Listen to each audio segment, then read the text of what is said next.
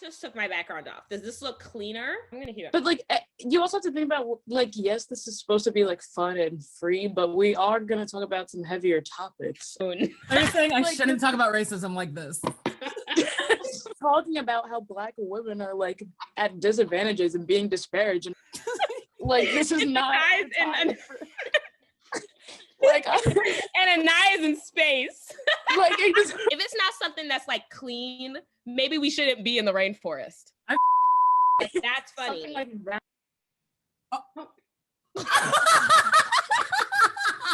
Like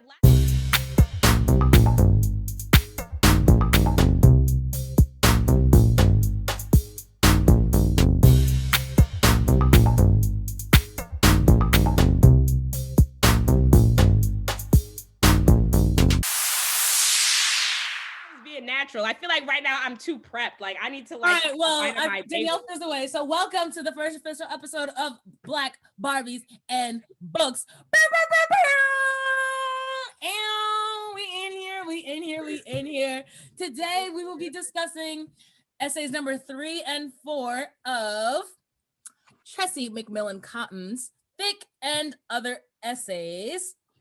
They are called Dying to Be Competent and Know Your Whites. And so I'm Anaya. I'm Gabby. I'm Danielle. And I'm Jakai. Yes, and we are here today. We're going to start discussing. Gabby's going to give us some questions, and then we're just going to roll with it. Yeah. Welcome. I'm so excited. Woohoo! Yay. Okay, the first essay we are going to talk about is Dying to Be Competent. Okay. So in that essay, the author discusses our cultural addiction to optimization, which is basically making the best out of situations.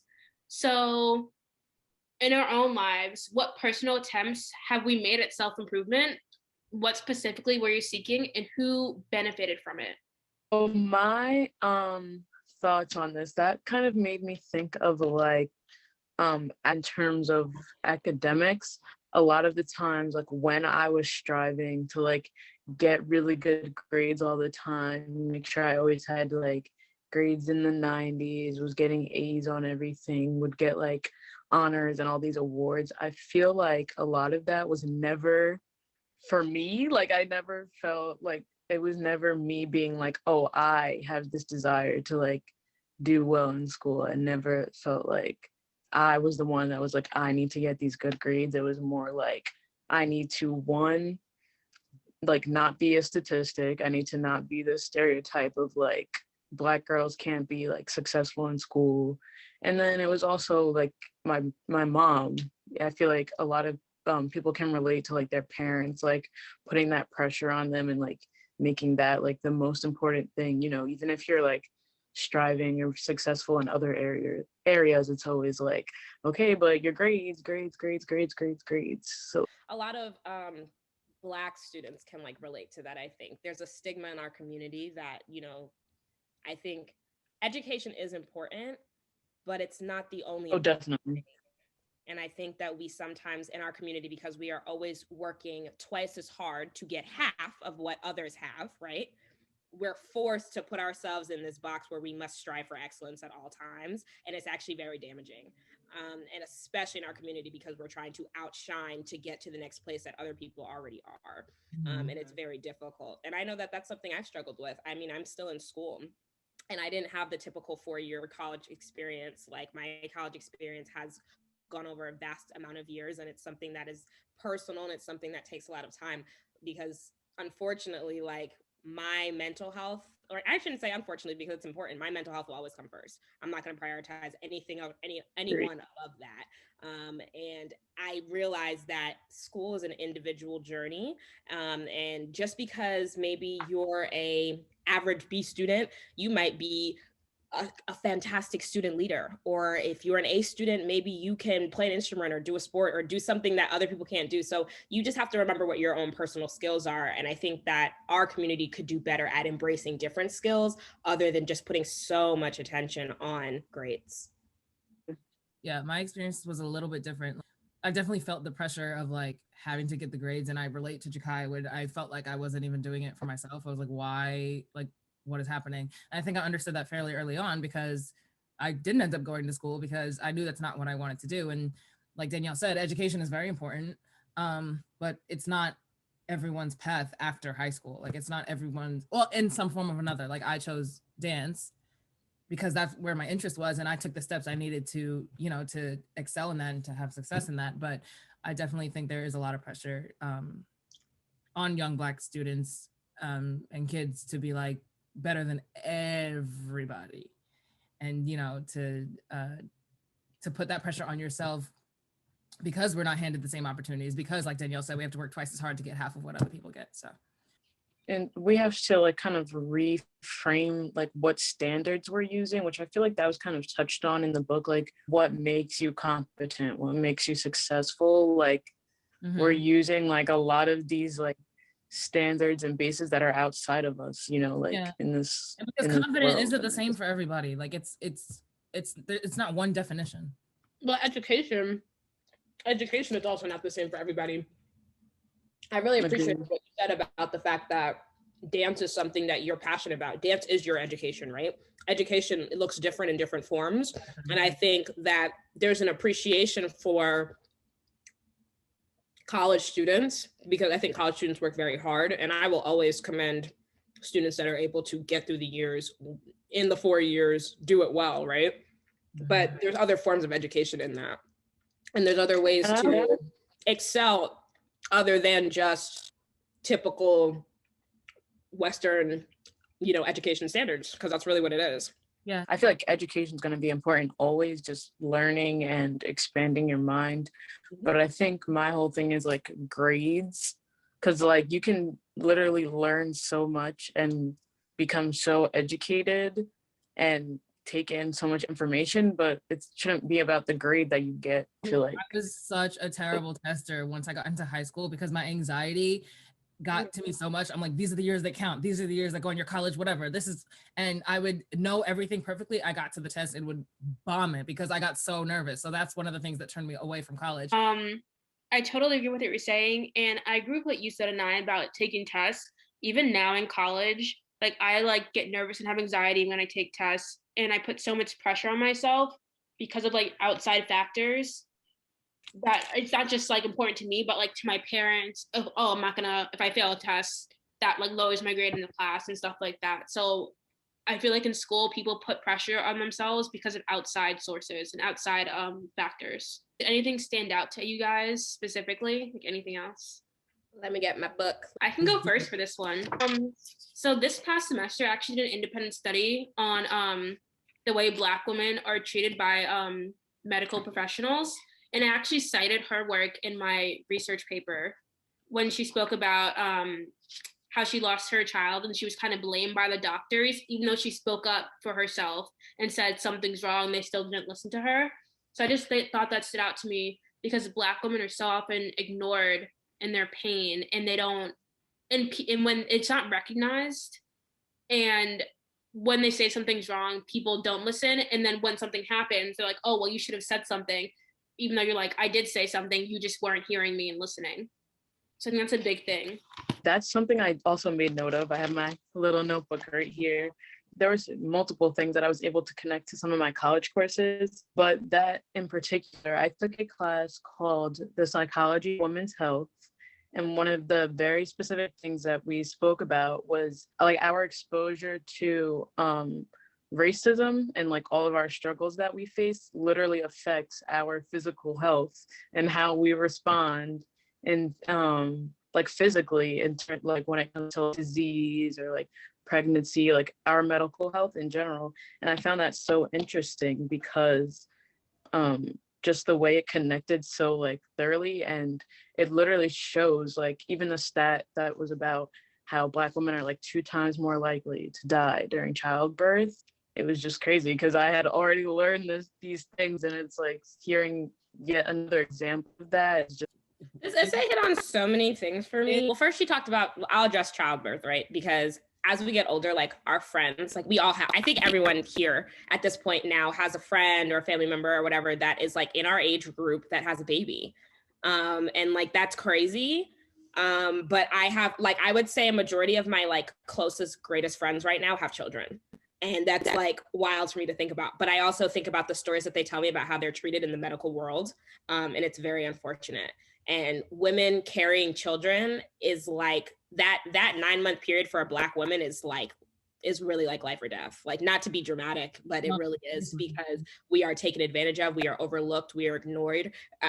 We are several things when it comes to medical field. I've had friends tell me that they'll go to doctor's offices where they're like, I'm telling you something's wrong, I need help. And like, they're completely ignored about it. Think about it from college experiences, like looking at the like historical texts of how Black women have been treated, but also how it translates into the microcosms of what's going on in our world today with people that I consider like my best friends. To intersect that, you know, she also talked about LinkedIn. Like, I really appreciate how like the author is able to talk about so many different things that actually relate to like my life. Cause I literally spent all day yesterday redoing my portfolio and redoing my LinkedIn. And it literally took me all day. And like at the end of it, I was just like, wow, I really just did all this to get a job that's probably going to underpay me anyway because I'm Black, and I might not even get it. Like, it was just, I was so frustrated. And then I read this morning and I was like, man, like, that's really tea. It really be that's like really that. tea.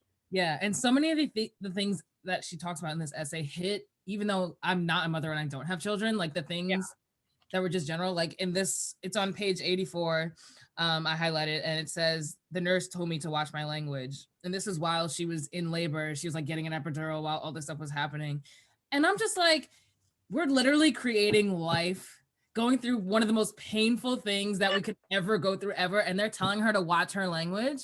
But if she was a white woman, they would have never said that to her. Would have never said that. And that was like the one of the doctors came in when she asked for the epidural, and he literally said, "If you don't stay still and be quiet, I'm not going to give it to you. Like, I'll leave." Exactly. And how does that even make sense? Are you threatening me like when I'm giving birth? Like, why do I need to calm down when I'm going through something so like intense? Like, it's ridiculous. And a lot of Black women, because of, and I've, again, this is what I've been learning through like just seeing my friends.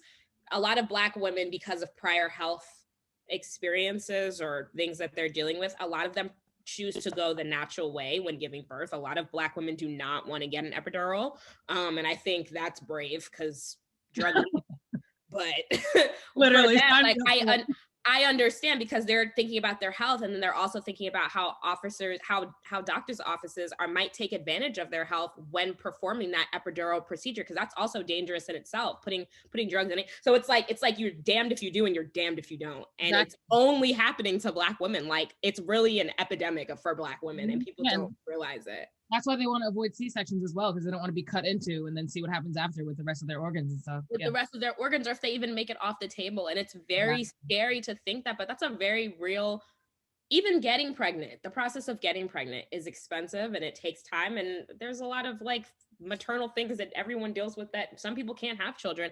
And the resources that other people have to be able to do those things, we don't have. It's not accessible to Black people. It's just not. And what's crazy, like even more so, is that this is the United States. This is what everyone says. Oh, this is the most wealthy country. Everything's so perfect. The system is working great. All of the things, all the new fancy technology, and then here we are still struggling like this. So it's like crazy. I think for me, this story, like, I really thought about it, like my own birth story, because I was mostly probably not. I was born in my house, right? And I did not. You didn't know that? Yeah, I was. I was born in my house, and like for me, I'm like, my mom. She tells me all the time. She's like, we called the doctor, and he's like, no, you're fine. I'm like, I even asked her recently. I was like, do you think it was because you were Black? He didn't listen to you when you said, I think I'm in labor, because he literally was like, oh no, you're fine when they called, and then 10 minutes later, I was born. So I'm like, was it because you're Black, they didn't listen to you? If you were white, would they have been like, okay, come to the hospital? It was like that kind of thing. So I think it's like, it's a pattern of not listening to Black women, hearing them when they're saying something's wrong. And that goes back to everyone wanting to tell us about our own bodies. Like, why do I have to convince you that I'm in pain? That doesn't make sense. doctors are taught that Black women have a higher pain tolerance than other people. It's like during slavery, they were literally. That's not a metaphor for life. I don't know. Literally. What the fuck? Like, that's a metaphor. That was in medical textbooks. Like people were going to med school studying that we have a higher pain tolerance. All these other like myths about like Black people in general and like what we can deal with, and this was in their textbooks. And there's still like things like that are incorrect about that, and even till this day, like in terms of like there's still discrepancies with like our blood pressure and like our BMI, like where that's supposed to be, and it's like why? And I feel like the whole thing about, you know, Black women not being listened to, it really, really all ties into the title of this essay, like trying to be competent. Why is it that at all times we're seen as incompetent and incapable of like determine or like making our own decisions or determining like, you know, how we feel? It's like at all times we have to like fight for that, basically. There was a quote that I read really quick that kind of tied in what all three of you guys were talking about. And it was just saying how a middle-class Black woman can get care in like a good part of town in the US, but it has the same health outcome as a Black woman anywhere in the colonized world. And there are literally countries like way worse circumstances than where we're living that actually may treat Black women better than the US does. And we're supposed to be one of the wealthiest lands in the world. Like, that's just, it's so disappointing and so discouraging just to read that, and also to just experience it, because we're all young women who I hope have kids one day, and the fact that that's something that we have to think about, like my life is on the line the minute I decide to have a child. That's like a very serious decision that Black women have to make. And that segues into the next quote I was going to talk about. It's on page 89. The first one, well, they're both on page 89. The first one is, when my daughter died, she and I became statistics. And the second one is, nothing could shut down what my Blackness screams when I walk into a room. Is that no matter where you go, it does not matter what's in your brain, what you're bringing to the table, your Blackness comes first. And I think that hit home so hard, because in our all different trades and different walks of life, we've all experienced that. And yeah, that just goes into how what Danielle was saying, in different countries, we're still the same. It's still the same. And that relates to, and like, that's why she, I think, mentioned, you know, the situation that occurred with Serena Williams. This is like the most successful, one of the, probably, I'd say like the most successful athlete in the world. This woman, even she was not listened to. With all her wealth, all her fame, all her success, even she was not listened to because her skin came first. Like, it just goes to show that in this current climate, in the world we're living in, like this, like our skin color, being Black, our race is like constantly trumping everything else that we do. And it also connects to the fact that here we are just fighting for all these opportunities and trying to be successful in every way possible, get educated, make money, get a good job, blah, blah, blah. No matter what those successes are, it still just falls short. You know what I'm saying? When it comes to race. It's crazy. Okay, let's talk about the next essay, which is entitled Know Your Whites. Okay, so I thought that was a funny title. I just want to add that in there. It is. Whites. This essay, extra question first before I start chatting. I have thoughts. So in this essay, she talks a lot about her neighborhood and like location, like who lived there. So let's talk a little bit about our own neighborhoods. We all live in the same area. So did you grow up in a large city, a rural community, or a suburb? And discuss how you saw people engage with politics along lines of race. Oof. I feel like I did. Like, I don't even want to like cap. I feel like this is a little bit interesting because yes, we all live like in the same area generally, but I think if we discuss the fact that me and Anaya went to a diverse public school as opposed to Gabby and Danielle, who were at a private school, I feel like you might have seen like some very interesting differences in like certain things that we experienced. I feel like that could be something to talk about. To be fair, our private school was extremely diverse. We had students from all over the world come. Students from Africa, different states. So it was very diverse. I feel like it's that I was just gonna say, because I feel like y'all definitely had a bigger like our school, I feel like it was mostly like Black and white students, but you guys had more of an Asian community, which like I have not had much interaction with. I would also say that me and Gabby had the opportunity to be around a diverse group of Black people, because we weren't just friends with Black Americans. We were friends with like one of my best friends in high school. She was from Africa. We were exposed to cultural differences among the Black community. And I think that actually helped me when I went to DC. I think I noticed it more like this year during this most recent election. I didn't realize how conservative Long Island was. That's the word I'll use. A lot of Trump supporters, I'll say. And also with the whole Black Lives Matter thing, a lot of people did not like that here. Go on, because I know. I said me and you are here right now. I feel like we're here right now. I feel like, okay. Because to be fair, I wasn't there. Like, y'all have seen Long Island a completely different way in the last 4 years than I have. That is true. Okay, in regards to this essay, she's mostly discussing Obama. Trump comes in a little bit, but she's talking about like, the dynamic when he was elected and reelected and blah, blah, blah.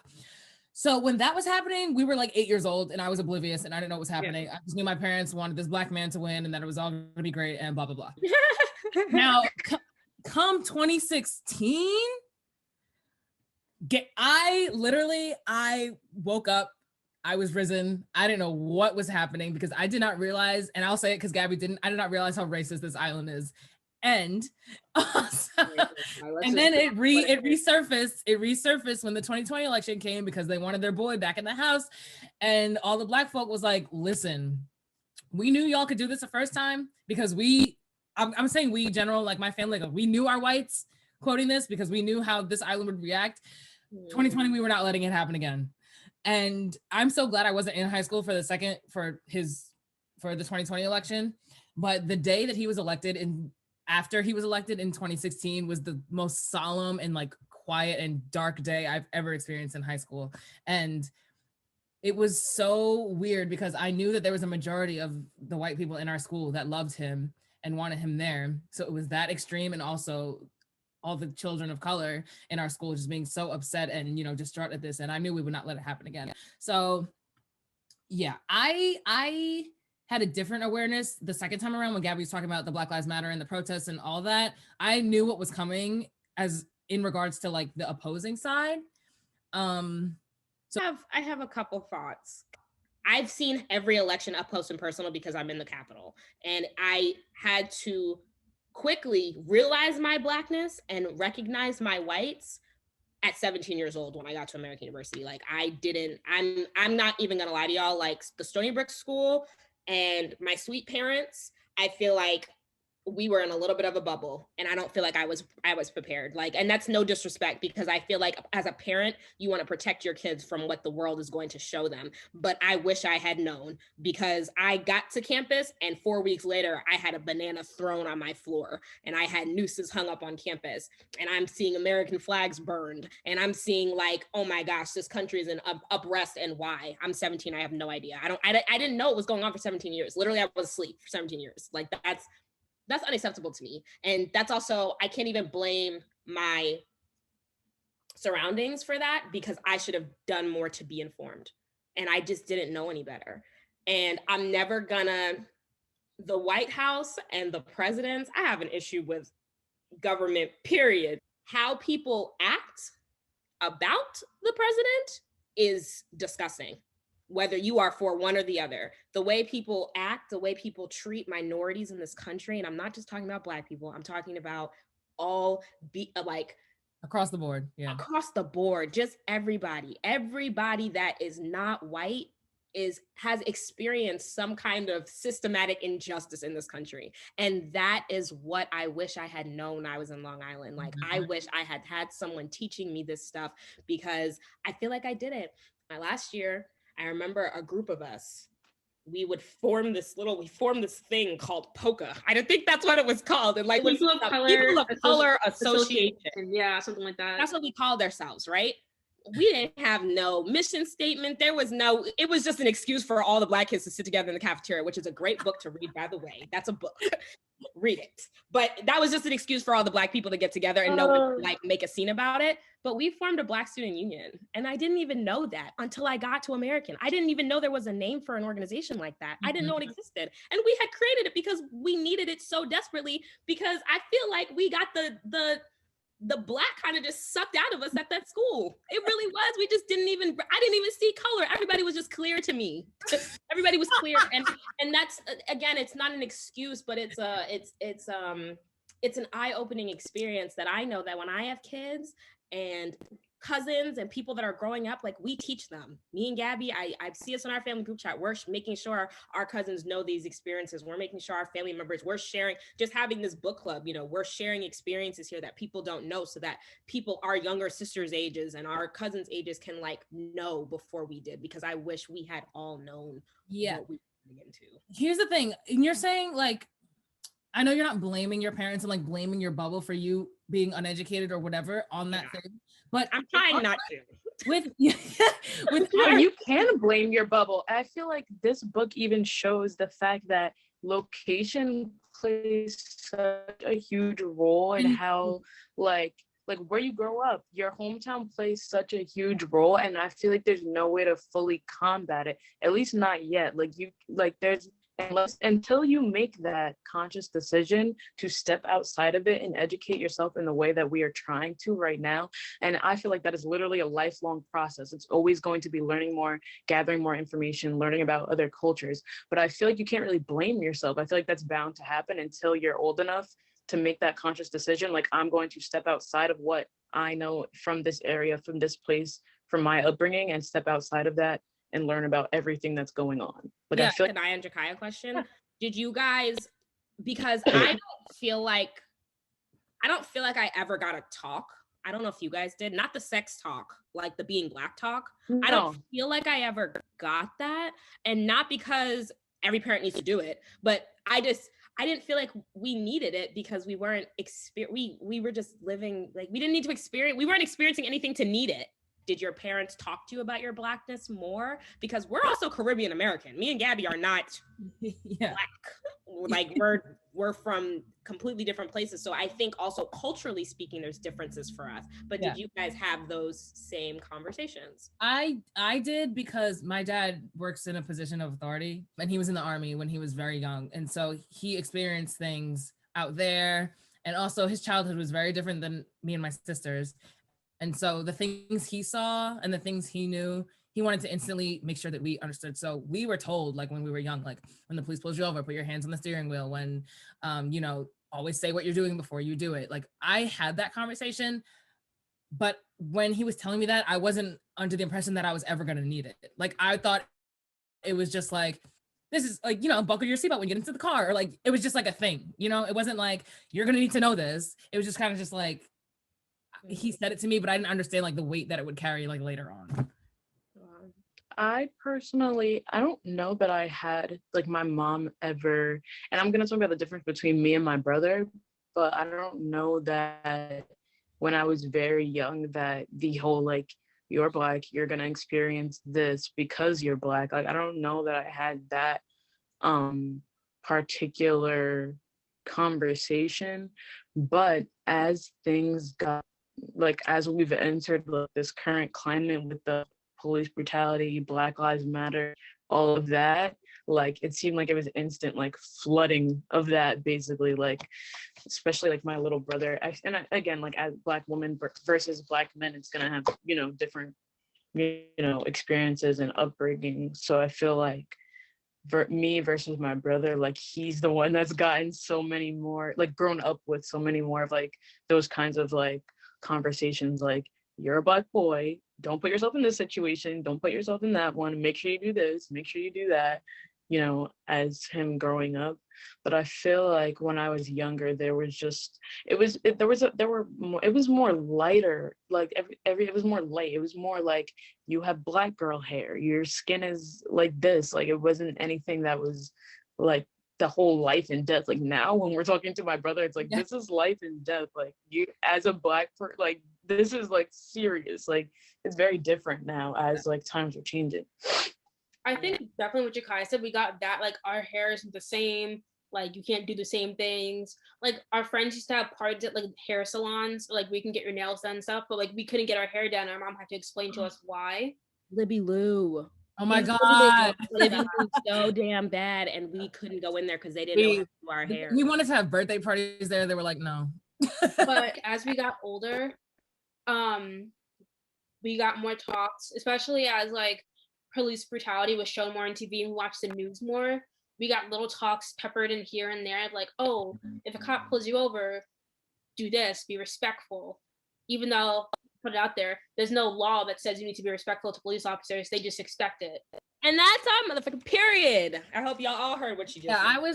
I wanted to revise my statement, because the talks about my hair and like how to act in certain situations didn't come until like I experienced them first. So like, if something happened in school and I brought it home, then that's when they started. It wasn't like, I would agree with that. That's what you need to know. Like, because kids, we didn't know we were black. And so I really did not know what my blackness meant until I was on campus and someone, like I said, there was a hate crime and I was like, why is everyone upset about this? And it wasn't entirely your fault, I think, because from your bubble, because people were always like that, but they weren't brought to the surface, I think, until they had a leader that enabled it, in my eyes. And so prior to that, I didn't see any of that. I maybe heard about it and my parents like discussing it or whatever, but until 2016, when people were walking around with flags and the pickup trucks and all this stupid shit, like, that's when it was really brought to my eyes. And that was when you left for school. That's where the line was. So really, up until the first Trump election, I really didn't have any awareness besides like Trayvon Martin, because that was a few years before. I really didn't have an awareness like you're saying either. So I understand what you're saying, but it really wasn't entirely your fault because it wasn't all in our face like that back then. I'm not going to blame this country's systematic and systemic racism and the years of inequality and just horrible things that we have had to endure just as a people on one man. I'm 100%. Never going to blame Donald Trump for racism because he didn't create it. Did he encourage at some points of his presidency? Yes, but I'm also not going to sit here and shit on him because I could do the same thing for Obama. I could do the same thing for Bush. I could do the same thing for Clinton. I was going to say there are a bunch of presidents before.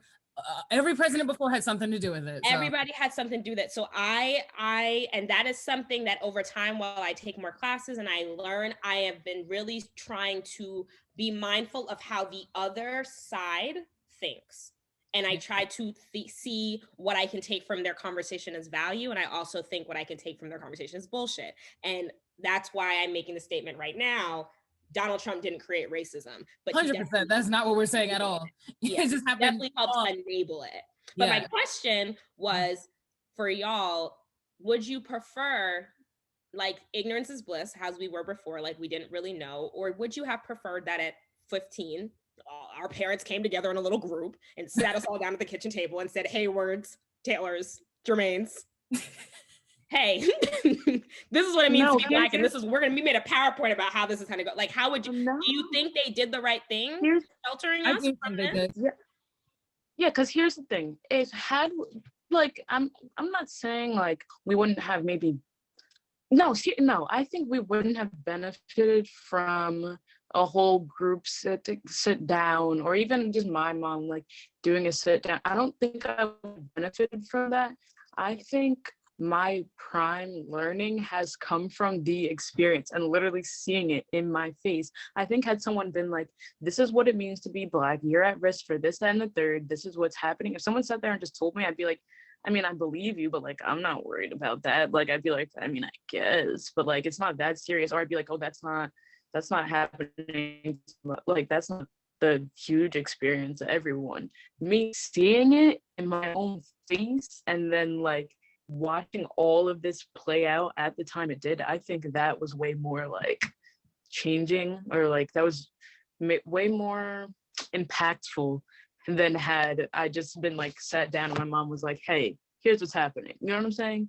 There's certain things like I feel like until you see it for yourself, it's not fully gonna click. And I think that's a big issue for a lot of people that don't see like why Black Lives Matter is a thing. It's because they're ignorant. They're literally have like a blind eye, like a wall up that's not showing them the entire half of the chaos that's happening. I feel like until you see it, then you're really just not going to fully understand.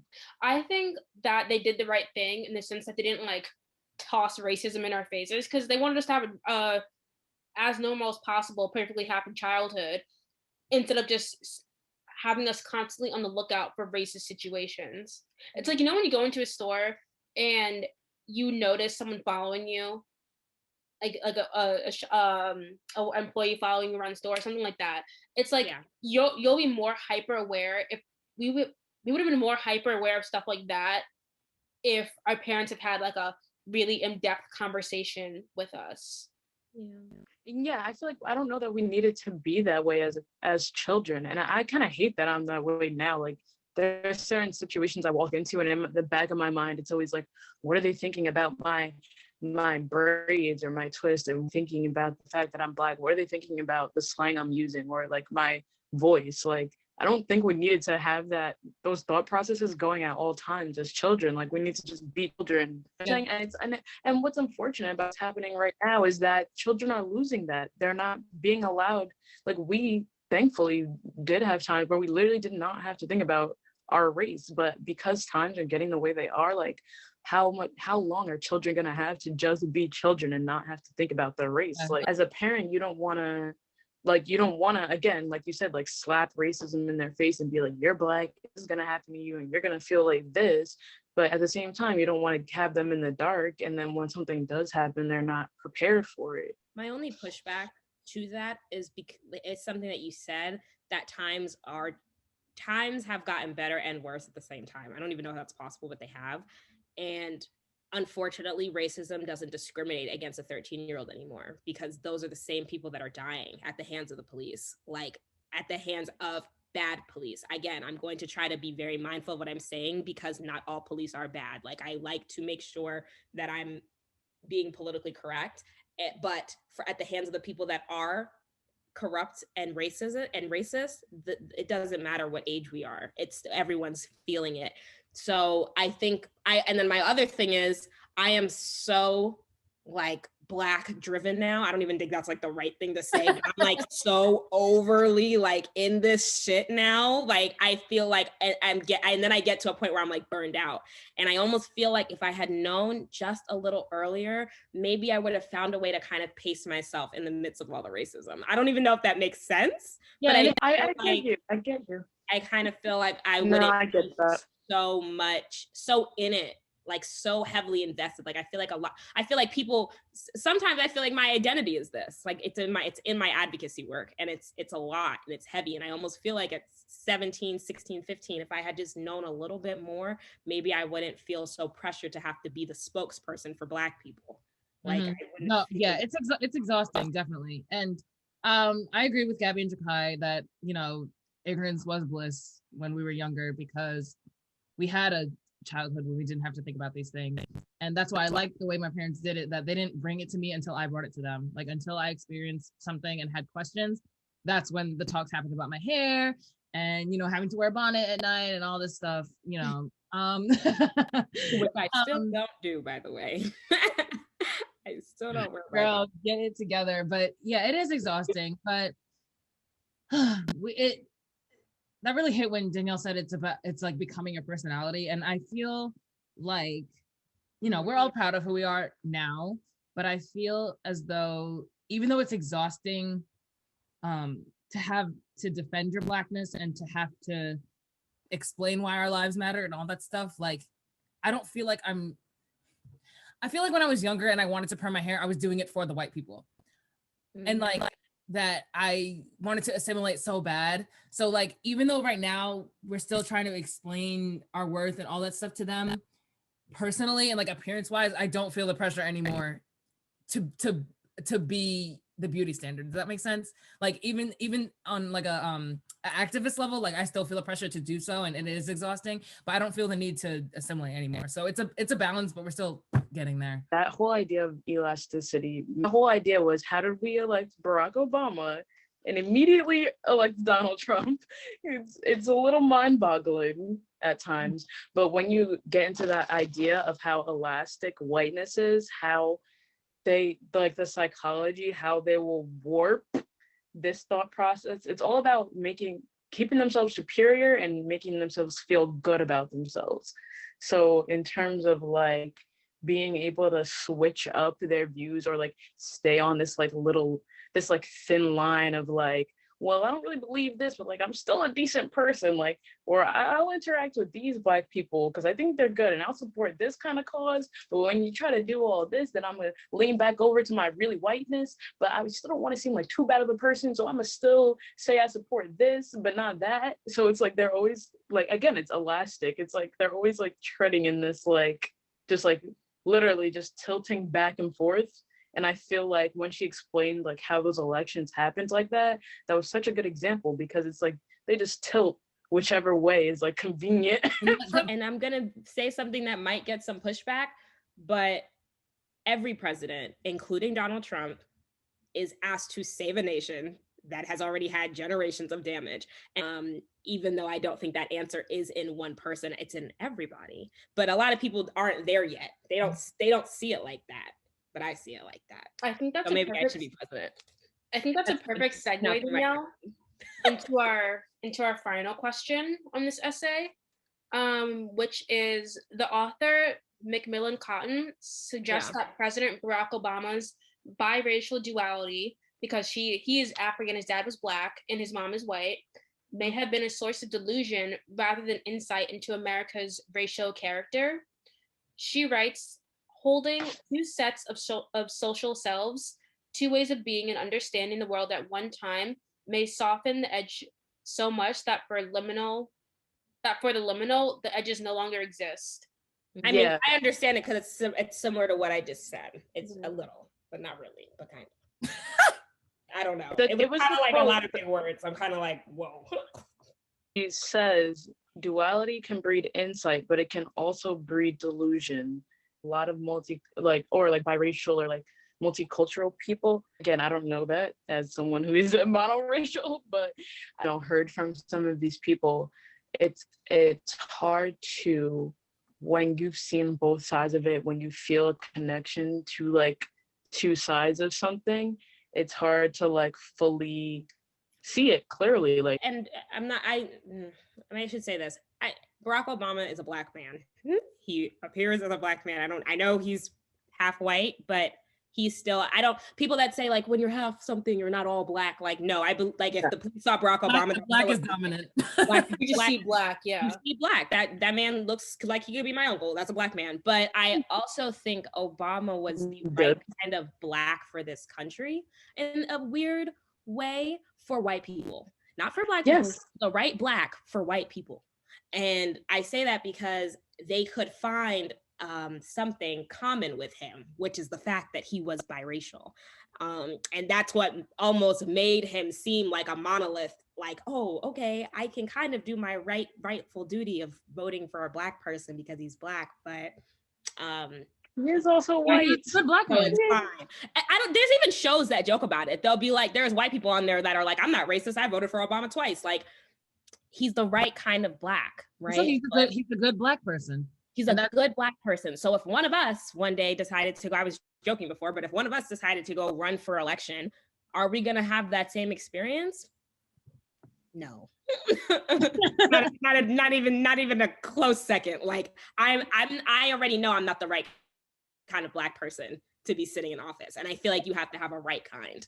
And that's and a white kind. Like, in a way, there's an underlying tone of whiteness still in that. Yeah. Back to what Jakai was saying about how she was saying, how do we go from Obama to Trump so quickly?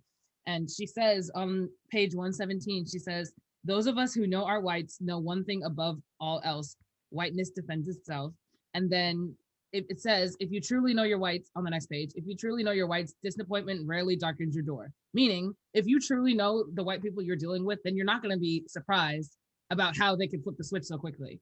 And that's why in 2020, when Black Lives Matter started, I wasn't surprised at all, because I saw what happened in 2016. Everything can switch up like this. If their goal is to defend their whiteness and the way they're doing things, they will switch it all up that quickly, as long as it means that they're defending their whiteness and they still feel good about themselves. Exactly. You know what I'm saying? That's super well said, Jakai. I just think it's really important we're all obviously women of color, right? And we're going to have ideas and principles and values that are different from maybe white people that watch our episodes. And this is not that we don't like white people, because my best friend is white. She is a white woman. That's my best friend. Not Danielle using the I have a white friend. I have a white you have a black friend. I did that in reverse. Danielle said, I do not practice reverse racism. My best friend is white. My best friend is a white woman. And I swear she is woke. Like, and I don't even like using that word because it's tricky. But they ruined it. They ruined it. White people ruined it, but my friend didn't ruin it. She woke is she, and she is woke. I don't want people to think like we're shitting on white people, but I do want to say for the people that I'm friends with, and they know this, if I'm choosing you in all your whiteness, choose me in all my blackness, and do it fairly. Someone write that down. So any final thoughts on this essay? Like obviously, you know, our listeners, readers. It's an inside joke, y'all. Guys, we need a name for y'all. We do need a name for everyone watching. So if you'd like it to be readers, let us know. Don't choose readers at all. But our bookworms haven't read this book yet. I'm not against that. I think people watching this, regardless of like who you are or what your race is or whatever, to just think about how you show up to a space and how you want to be accepted in that space, and how you extend that same kindness and acceptance to others that don't look like you. I think that's the number one takeaway that I've taken away from these two essays about embracing Blackness the way that we are forced to appreciate whiteness. It's just like what we've been forced to do. So I just want Black people to be able to be appreciated for the same things, because we don't got to talk about it today because this is a whole other issue. But when you guys are taking our music and our songs and our braids and our love and our everything, y'all love to do that. But I think you should embrace the whole person, not just part of the person. Mm-hmm. I was just going to say, when Gabby was talking about anything about this essay, that the very, very last line in this essay, it says, "A tiger bites to remind you that it is a tiger." And so regardless of what they might say and, you know, might agree with, and they might protest and whatever, when whiteness is convenient, they will use it. That's just facts. It's just facts. That's just the way it is. That will always come through. So they're going to choose their whiteness. That's fine. I'm going to choose my Blackness every time. I wish we had a theme song. We do have a theme song. Do I need to play it right now? No. We should do like a closeout, like, oh, thank you for watching. Tune in for our next episode in 2 weeks. Wow. All right, y'all. Thank you. Ciao. Anyway, so thank you for joining us on our first official episode of Black Barbies and Books. We hope you guys enjoy. Make sure you guys follow us on all our socials. That will be linked in the description. Hi, Perry the Platypus. And we'll see. And we will see you next time. Next time on Black Barbies and Books. Bye. Bye.